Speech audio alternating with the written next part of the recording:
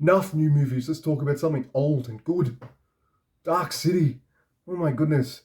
It is a neo-noir sci-fi fantasy dark thriller. It's directed by Alex Proyas, who did The Crow.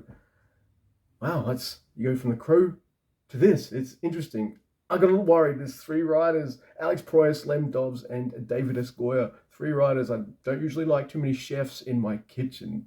Please. Oh, it's got a great cast. We've got Rufus Sewell, William Hurt, Jack Bauer, Jennifer Connelly. Oh my God, quite a few Aussie actors in this as well, which made me think it was filmed in Australia. Yeah, it was. We got Bruce Spence. Oh my God, you all recognize him from those Mad Max movies. You know, the tall guy, the little helicopter thingy. Yeah, that's him.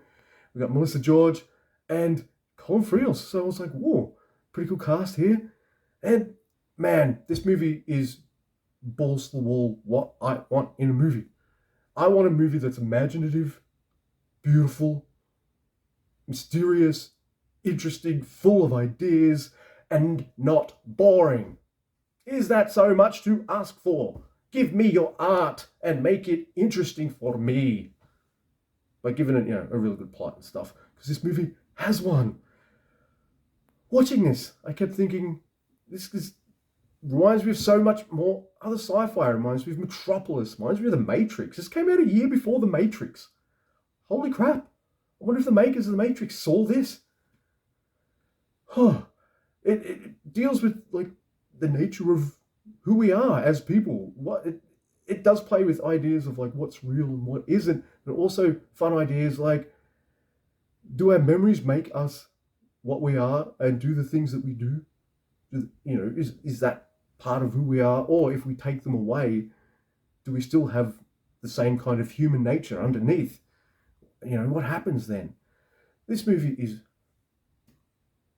jaw-droppingly fantastic. It starts fast and interesting. In fact, I'm going to get the one negative of this movie out of the way. And when I mention this, before you go, Luke, there is a director's cut which fixes this. Yes, I only found that out after I watched this, that there was a director's cut, because there's only one part I would cut out of this entire movie, because that part is in complete opposite of everything else I watch in the movie, and it's right at the fucking start.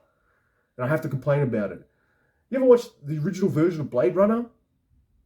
And then you feel like the movie's going, you're a stupid dum-dum who needs narration. Then you watch the final cut without the fucking narration, and suddenly, oh my God, you let me use my brain, make my own ideas about this film? Thank you. At the start, there's a narration just to loosely give you like the setup of this world. And why? Well, apparently the suits, who are dumb idiots, well, they were smart enough to let this movie get made, but they were like, oh, people might be too confused, so pop an opening narration at the start. Why? Doesn't need it. Because everything is explained in the movie if you're paying attention and just enjoying yourself and watching the movie. Everything explained and told. It's not a hugely dialogue-heavy movie either. It's not as if to say it's bereft of dialogue. There's quite a bit, but there's things that happen, and you should use your eyes to kind of piece it together. God,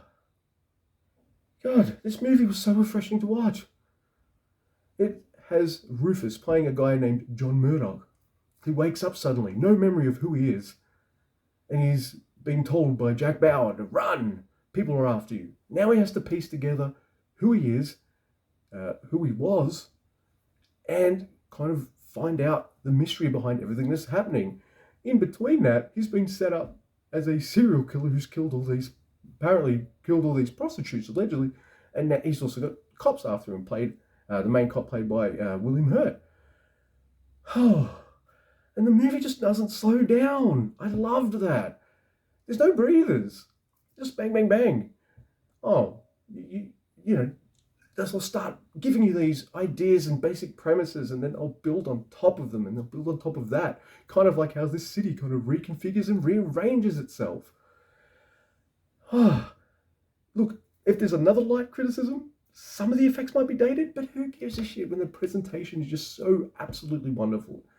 It's well acted. You could complain that some of these characters feel a bit personalityless or archetypes, but that's the point. These people's memories get changed and swapped over, and to the point where they might not know who they are anymore either.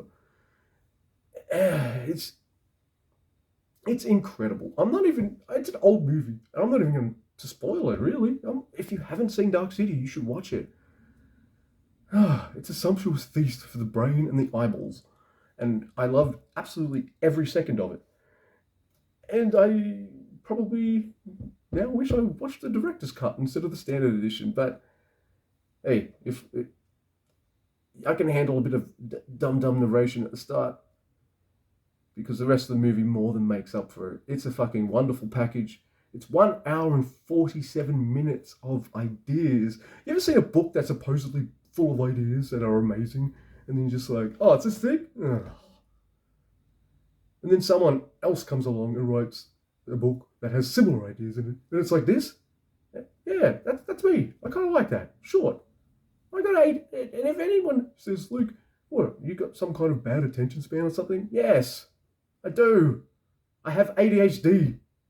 Yes, it's hard for me to sit for 3-hour movies sometimes. Even an hour and a half movies. Bruce Willis is in it. In case you didn't know that, everyone. Yeah. So a movie that can hold my attention non-stop, even if it's only an hour and 47 minutes, whatever, it's fantastic. Yeah. I'm giving this a freaking 9 out of 10. I probably should have given it a 10. Whatever. You know, I can watch long movies that carry my attention if there's enough in it. I need stimulus. God damn it. You know what Dark City is? It's full of stimulus. I look over there, there's something interesting. Over there, there's something interesting. Now the buildings are all changing and everything's new. And in between all that, you've got weird aliens. You've got Rufus Sewell being all cool and no memory. You've got William Hurt being this really cool detective guy. Exhausted, kind of like, I just watched this movie and I was like, I gotta do this straight away. I gotta get this off my chest. I feel so good. Yes, 9. Watch it. Don't worry if you're not watching the director's cut. Forget that silly dumb narration at the start. You'll be fine. And just pretend it didn't happen. Just mute that bit. Or just watch the director's cut if you haven't. I just watched the copy that they had on the flit of nets. Oh man. You know what? I mean, it was so good I wished it was longer. Just so I could see what other awesome shit these people could come up with. Great ideas, beautiful. It's Art Deco, it's noir, it's sci-fi. It's amazing, and it has great ideas. It's also better than The Matrix, I reckon.